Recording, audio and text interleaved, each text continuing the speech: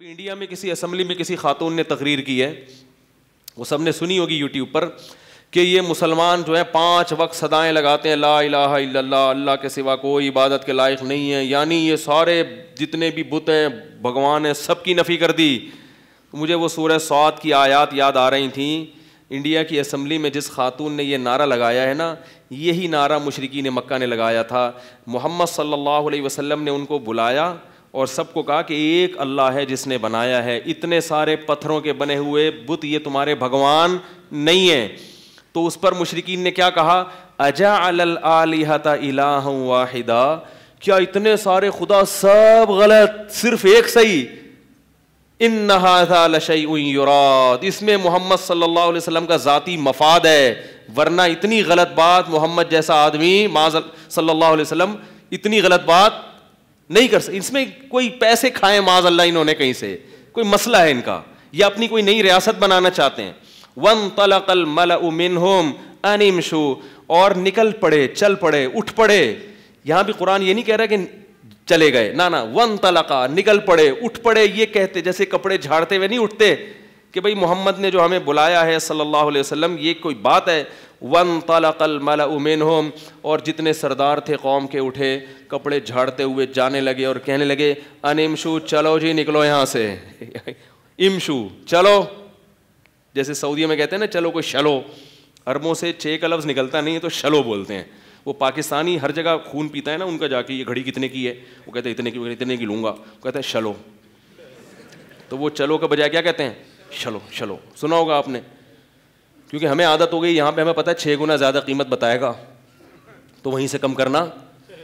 تو وہ پیٹ بھرے ہوئے ماشاء اللہ, ان کو اللہ نے وسائل بہت دیے ہیں, وہ کہتے ہیں اتنے کی لینی ہے لو ورنہ شلو.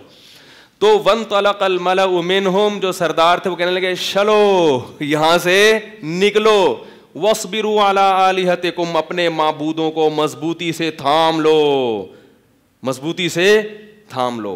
ان ھذا لشیء عجاب, کبھی کہتے تو بڑی عجیب عجیب باتیں کر رہے ہیں, حالانکہ آپ عجیب باتیں کر رہے ہو کہ خود کسی کو بنا رہے ہو اور اسی کے سامنے اپنی مرادیں پوری کر رہے ہو, اس سے بڑی عجیب بات کیا ہوگی. لیکن جمہوریت میں یہی ہوتا ہے کہ جو زیادہ جس طرف جائے نا اس کو لوگ فالو کرتے ہیں, چاہے وہ کتنی الٹی باتیں کر رہا ہو. تو وہ جب ہندو عورت تقریر کر رہی تھی نا اسمبلی میں, سنا ہوگا سب نے کہ موسلے یہ کہتے ہیں کہ ایک خدا ہے, تو مجھے اس کی تقریر سے ایمان اور تازہ ہو رہا تھا کہ موسلے کتنے اچھے ہیں.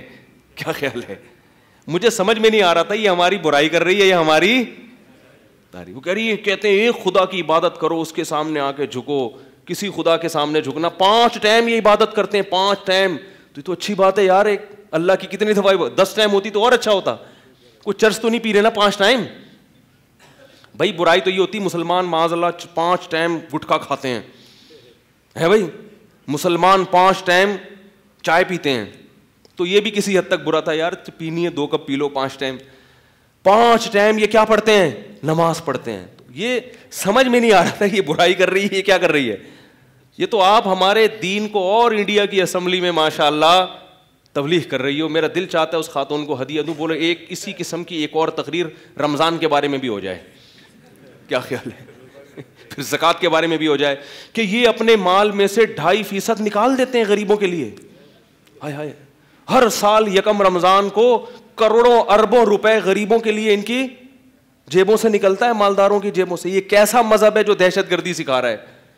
یعنی اس نے تقریر میں مسلمانوں کو دہشت گرد قرار دیا ہے, مگر دلیل جتنی دی ہیں وہ دہشت گردی کی, اس میں کہیں سے بھی کچھ بنتا بن ہی نہیں رہا نا. نماز پڑھ رہے ہیں, کہہ رہے ہیں ایک عبادت ہے, تو کچھ عجیب سی اس بات ہے.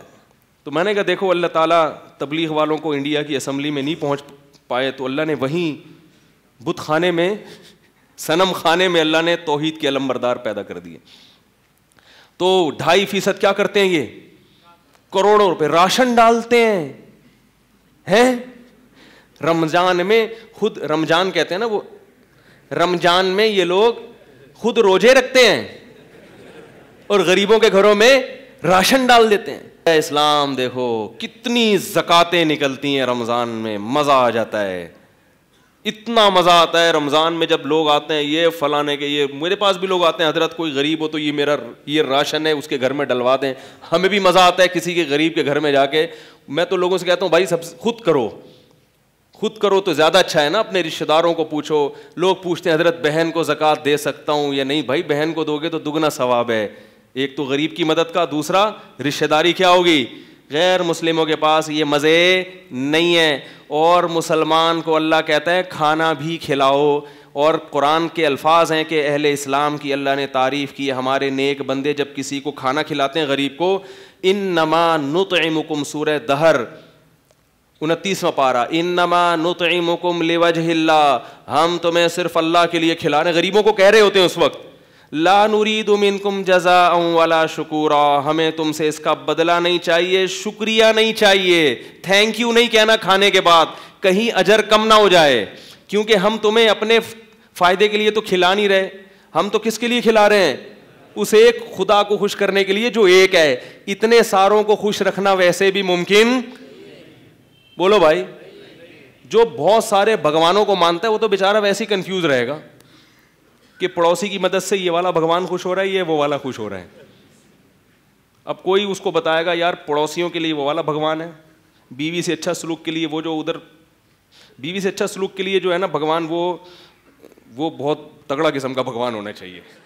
مفتی طارق مسعود صاحب کے بیانات سننے کے لیے youtube.com/مفتی طارق مسعود کو سبسکرائب کریں.